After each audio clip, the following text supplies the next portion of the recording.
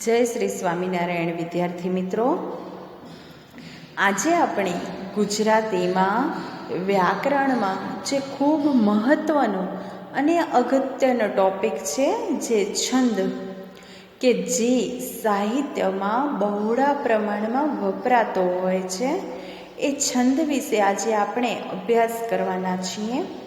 તો સૌ પ્રથમ તો છંદ એ શું વસ્તુ છે, તો આજના ટૉપિકમાં આપણે છંદ પરિચય મેળવશું. એકવાર છંદ વિશે માહિતગાર થશું કે છંદ શું વસ્તુ છે, કેવી રીતે એનો ઉપયોગ થાય છે, ક્યાં કને એનો ઉપયોગ થાય છે, એનામાં શું વસ્તુ સમાયેલી છે, છંદને આપણે કેવી રીતના ઓળખી શકીએ, કેવી રીતના એને જુદા પાડી શકીએ, અને છંદ છે એ પણ ઘણા બધા પ્રકારના છંદ હોય છે.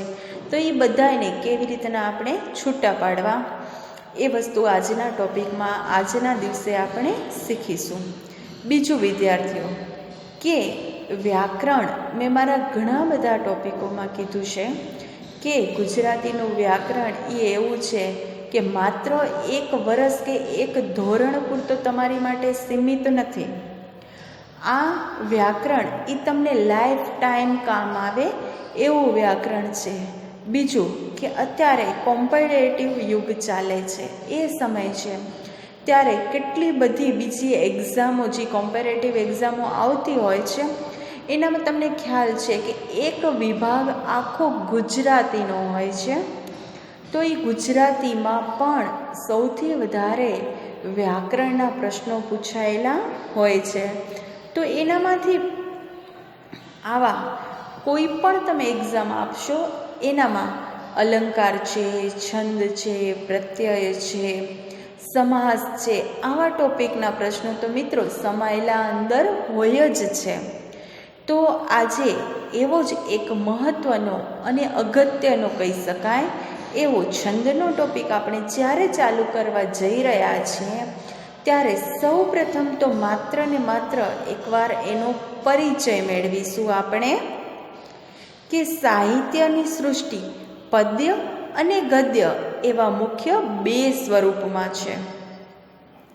સાહિત્યકાર પોતાના ભાવ વિચારને, વિશિષ્ટ સંવેદનને શબ્દો દ્વારા અભિવ્યક્ત કરવા માટે નિયમોની સીમામાં રહી યતિ, માત્રા, ગણ વગેરે છાંદસ લય વિધાનથી જે ભાષા રચના પ્રગટાવે છે, એને પદ્ય તરીકે ઓળખવામાં આવે છે. સાહિત્યમાં આપણે જોઈએ છીએ કે સાહિત્ય એ સાહિત્ય, પણ એના પણ ઘણા બધા પ્રકારો છે. પદ્ય છે, ગદ્ય છે, વાર્તાઓ છે, નાટકો છે, નાટિકાઓ છે, લઘુકથા, નવલકથા, ખંડકાવ્ય, આવા ઘણા બધા પ્રકારો છે. તો અહીંયા આપણે એવું જ કંઈક જોવાના છીએ. યાદ રહે કે છંદ પોતે કાવ્ય નથી. છંદ છે ને એ કાવ્ય નથી, કાવ્યની અંદર સમાયેલા છંદ છે. કાવ્યના પ્રગટીકરણ માટે છંદ એક સાધન માત્ર છે. અભિવ્યક્તિના છાંદસ માધ્યમને ઈચ્છતા કવિની એ પસંદગી છે. અભિવ્યક્તિના આ અને આવા બીજા ઉપકરણો દ્વારા કવિ કાવ્ય સિદ્ધ કરવાની મથામણ કરે છે. એક તરફ છાંદસ લય વિધાન એટલે કે પૂર્વ નિશ્ચિત સુગ્રથિતતા છે, તો બીજી તરફ કવિની સ્વૈર વિહારી છલકાતી સર્જકતા છે.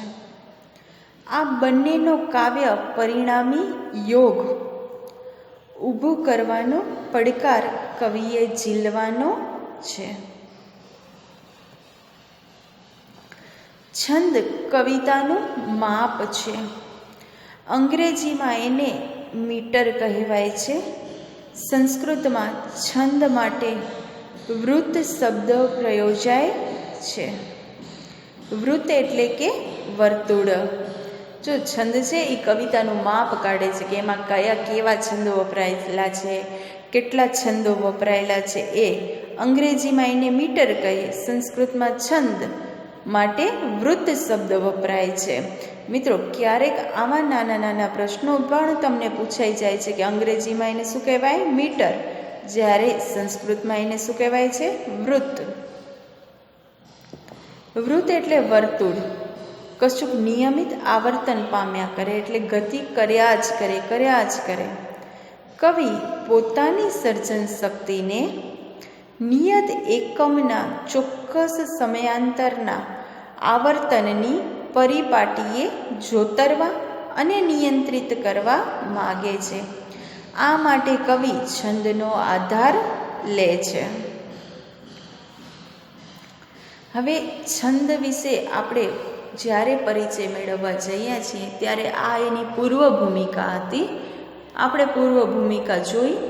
હવે એવી જ કે છંદ એ મેઇન વસ્તુ શું છે, કે છંદ એટલે શું? તો છંદ એટલે અમુક વર્ણ એકમોની નિયત સમયાંતરની ગોઠવણીથી થયેલું માપ. એકમોની નિયત સમયાંતરવાળી, કેવી? સમયના અંતરે વપરાયેલી એવી ગોઠવણીથી એનું માપ કાઢેલું હોય છે, એ એટલે છંદ. રાવી પાઠક છંદની વ્યાખ્યા આપતા કહે છે કે છંદ એટલે અક્ષરના ઉચ્ચારણમાંથી જન્મતો માપથી સિદ્ધ સુમેળવાળી વાણીનો આકાર. ઈ બધા માપ તાલથી અને ઉચ્ચારથી જન્મતો અને સિદ્ધ સુમેળવાળી, એનામાં કંઈક સિદ્ધ થાય એવું વાણીનો આકાર. વાણીને પણ, શબ્દોને પણ છંદ દ્વારા, અલંકારો દ્વારા સુશોભિત કરવામાં આવે છે, શણગારવામાં આવે છે. એ જ સાહિત્યનો, ભાષાનો એ મોટો ઘરેણું છે.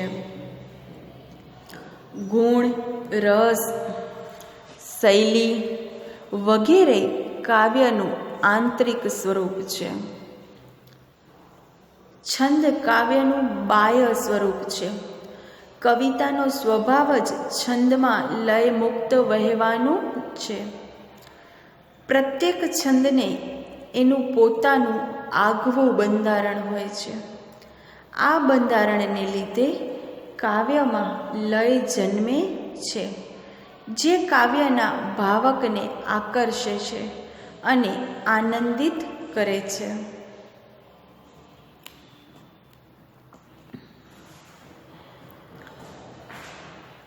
આ છંદ છે એનું આગવું બંધારણ પોતાની રીતે રચાય છે, ઘડાય છે, અને એના લીધે જ એ કાવ્ય છે એ શેનામાં જન્મે છે? લયમાં, તાલમાં, લયમાં. એમને આમ પાઠની જેમ કાવ્ય હોય તો ન ગમે, ન મજા આવે.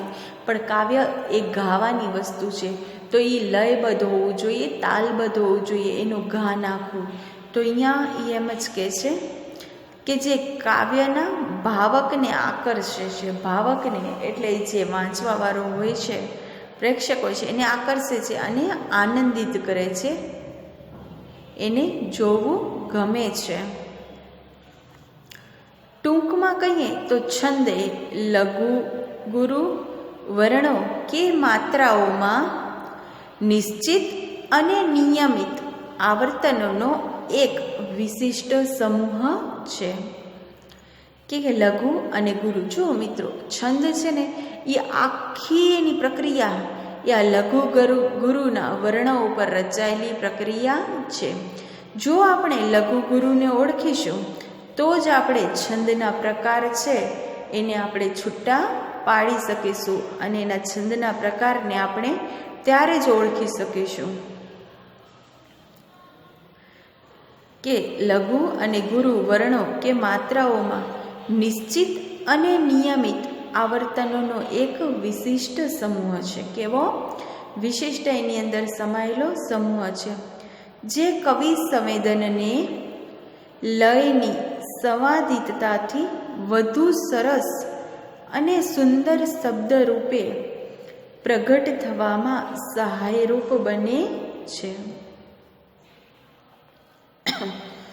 આને કે કવિ સંવેદનને લયની સંવાદિતતાથી વધુ સરસ અને સુંદર એ શબ્દ રૂપે પ્રગટી શકે છે અને એને શું કરે છે? સહાય કરે છે. હવે આપણે જે મહત્વની છંદમાં વસ્તુ રહેલી છે લઘુ અને ગુરુ માત્રા એને જોઈએ કે અક્ષર બોલાતી ભાષાનો એકમ છે. અક્ષર સમૂહથી શબ્દ બને છે. અક્ષરો બે પ્રકારના હોય છે, લઘુ અને ગુરુ. બે પ્રકારના અક્ષરો છે. જો આ અક્ષરો જ મેઇન આપણે છંદમાં જ્યારે ઓળખશું ને ત્યારે આ અક્ષરોને એકવાર ઓળખવા પડશે. ને અક્ષરો બે પ્રકારના હોય છે. બધા જે આપણે આ અક્ષરો છે એ કેટલા? બે પ્રકારના હોય છે. એનામાં એક પ્રકાર છે એનો લઘુ અને બીજો પ્રકાર છે ગુરુ. તો આ બે પ્રકાર ખાસ એના ઓળખી લેવાના હોય છે. સામાન્ય અર્થમાં લઘુ એટલે નાનું અને ગુરુ એટલે મોટું. ઉચ્ચાર કરતી વખતે સમય ઓછો લાગે તે હ્રસ્વ અક્ષર જેમ કે અ, ઈ, ઉ અને ઋ. આ ચાર અક્ષરો જે વર્ણમાં હોય તેને લઘુ ગણવામાં આવે છે. લઘુ વર્ણ માટેનું ચિહ્ન અર્ધચંદ્રકાર એટલે કે આપણે આપણી ભાષામાં એને યુ કહીએ છીએ. લઘુ અક્ષરને માટે એકાક્ષરી સંજ્ઞા લ લખવામાં આવે છે. હવે બીજું કે ઉચ્ચારણ કરતી વખતે સમય વધારે લાગે તે દીર્ઘ સ્વર. શું લાગે? સમય વધારે લાગે છે એને શું કહેવામાં આવે છે? દીર્ઘ સ્વર કહેવામાં આવે છે. જેમ કે ઈ, ઉ, એ, ઐ, ઓ, ઔ, અમ, આ સ્વરો જે વર્ણમાં હોય તેને ગુરુ ગણવામાં આવે છે. ગુરુ વર્ણ માટેનું ચિહ્ન આડી રેખા છે, જ્યારે ગુરુ અક્ષરને માટે એકાક્ષરી ઘા લખવામાં આવે છે.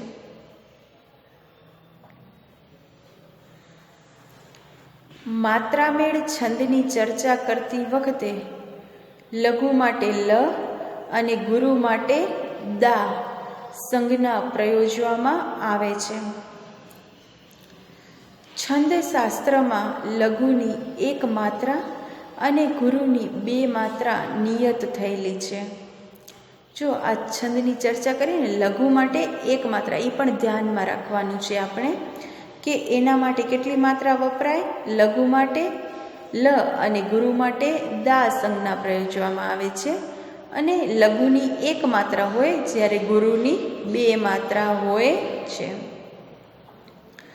છંદની પંક્તિમાં સંયુક્તાક્ષર આવતો હોય ને એવા સંયુક્તાક્ષરને લીધે જો પૂર્વના વર્ણ પર થડકારો અનુભવાતો હોય તો તેવો થડકારાવાળો વર્ણ લઘુ હોવા છતાંય ગુરુ ગણવામાં આવે છે. હવે અહીંયા આ સંયુક્તાક્ષર એટલે આપણે જોડાક્ષર જે કહીએ છીએ ને એ જોડાક્ષર, એ જોડાક્ષરવાળો શબ્દ હોય અને એના પૂર્વેના વર્ણ પર એટલે પૂર્વના વર્ણ પર એટલે પહેલાંના અક્ષર પર થડકારો અનુભવવામાં આવે એટલે એને અડીને કરવામાં આવતું હોય અથવા એની બાજુમાં જ હોય એને થડકારો કહેવાય. તો એ વર્ણ લઘુ હોવા છતાં પણ એમાં કેવું વપરાય છે? ગુરુ ગણવામાં આવે છે. જેમ કે પુષ્પ, યત્ન, ભક્તિ વગેરેમાં પુ, ય, ભ વર્ણના ઉચ્ચારણમાં થડકારો ઉદ્ભવતો હોવાથી તે લઘુ હોવા છતાં પણ ગુરુ ગણાશે. અનુસ્વાર માટે પણ આ જ નિયમ છે. તીવ્ર અનુસ્વાર પૂર્વેનો અક્ષર એ ગુરુ ગણાય છે. તીવ્ર એ કે અનુસ્વાર પૂર્વેનો એટલે કે પહેલાંનો. અનુસ્વાર એટલે આપણે આપણી સાદી ભાષામાં જે કહેતા હોઈએ છીએ કે માથે ટપકું તે. તાલ, તો તાલ અને ચરણ એ પણ લઘુગુરુ જેટલા જ મહત્ત્વના છે. હવે આનામાં તાલ છે કે માત્રામેળ છંદમાં તાલની સંખ્યા પ્રત્યેક ચરણમાં નિશ્ચિત હોય છે. કે માત્રામેળ છંદ હોય છે ને એનામાં એ કે તાલની સંખ્યા હોય છે એ કેવી હોય છે? નિશ્ચિત એટલે નક્કી કરેલી જ હોય છે. માત્રાને તાલ સાથે જોડવામાં આવે છે. વર્ણ લઘુ હોય તો એક તાલ અને વર્ણ ગુરુ હોય તો બે તાલ. આ તો બધી વસ્તુમાં યાદ રાખવાનું જ છે કે લઘુમાં કેટલા આવશે? એક અને ગુરુમાં બે. આપણે લઘુ ગુરુમાં ઉપર જ્યારે માત્રા જોઈ એના સંકેતો જોયા ત્યારે પણ આપણે યાદ રાખ્યું હતું, ખબર હતી.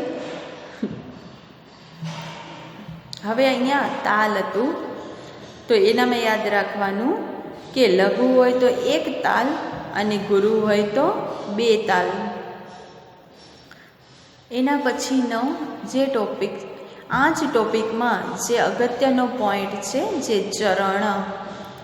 તો છંદના એક અંશ કે ભાગને ચરણ અથવા પદ તરીકે ઓળખવામાં આવે છે. એ કે અંશ કે ભાગને ચરણ અથવા તો પદ એ તરીકે ગણવામાં આવતા હોય છે. સામાન્ય રીતે છંદમાં 4 ચરણ હોય છે. કેટલા? 4 ચરણ હોય. શિખરિણી, હરિગીત, માલિની, પૃથ્વી, સવૈયા, આ બધા છંદ 4 ચરણોના બનેલા છે.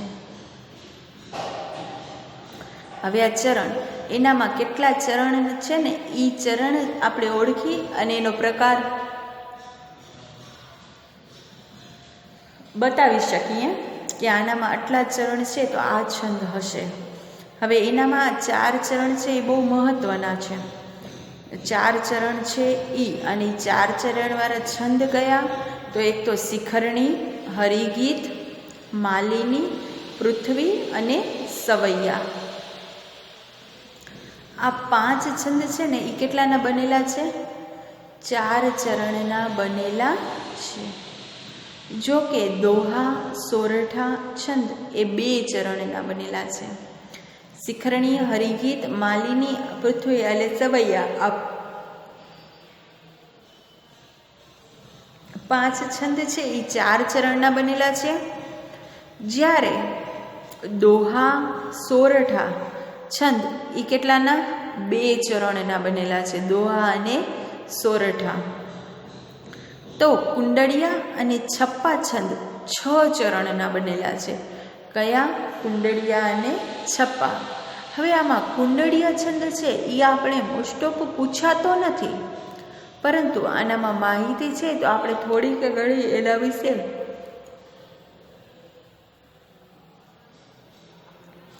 માહિતી રાખી લઈએ કે આ દોહા અને સોરઠા છંદ 2 ચરણના બનેલા છે. જો અત્યાર સુધી આપણે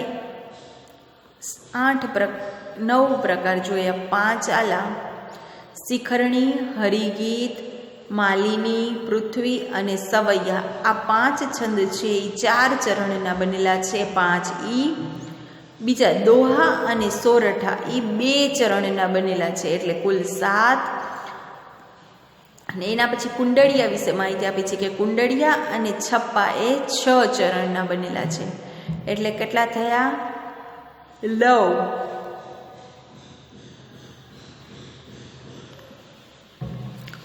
તો આ 9 છંદ છે એના વિશે આપણે અત્યારે જોયું. હજી તો આ છંદના મિત્રો પરિચય છે, ખાલી એની પ્રક્રિયા હજી આગળ છે. પણ જો આપણે થોડોક પરિચયમાં ખ્યાલ હશે તો એની પ્રક્રિયા આપણા માટે બહુ જ ઈઝી પડશે અને તમે સામાન્ય રીતે સમજી શકશો એવી સામાન્યતાથી.